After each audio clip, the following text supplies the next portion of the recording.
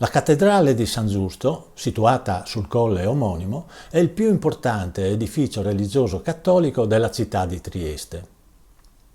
È dedicato al martire San Giusto, che è anche il patrono della città. L'aspetto attuale della cattedrale deriva dall'unificazione delle due chiese preesistenti, ovvero la chiesa di Santa Maria e quella di San Giusto. L'unificazione, che dette origine alle attuali 5 navate, venne completata nel 1320.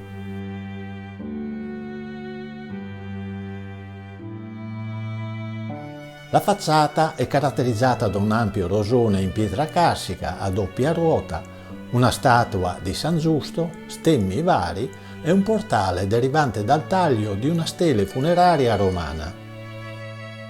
Il pavimento della cattedrale conserva interessanti tracce di mosaici del V secolo.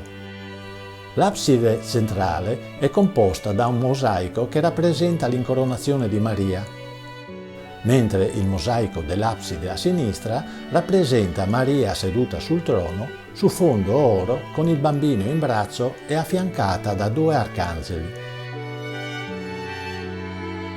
Nell'abside a destra, infine, spicca il Cristo affiancato dai santi Giusto e Servolo.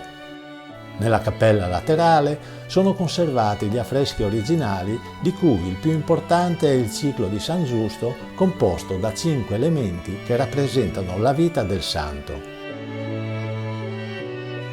Il soffitto carenato della navata principale è ancora quello originale, frutto della fusione delle 2 precedenti chiese.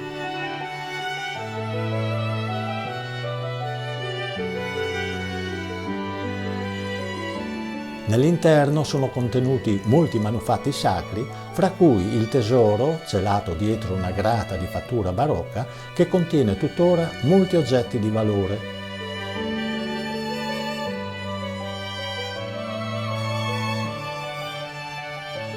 Il primo organo risale al 1860, ma fu saccheggiato durante la Prima Guerra Mondiale e sostituito nel 1922 con l'attuale prestigioso organo a canne Massoni.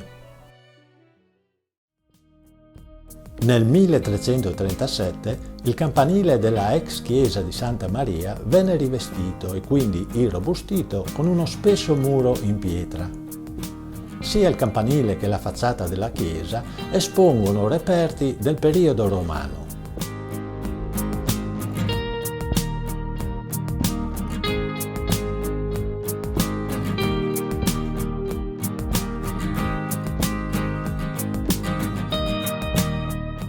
La cella campanaria ospita 5 campane in scala di Sol 2. Le loro dimensioni costituiscono il secondo concerto del Friuli Venezia Giulia dopo quello della Cattedrale di Udine.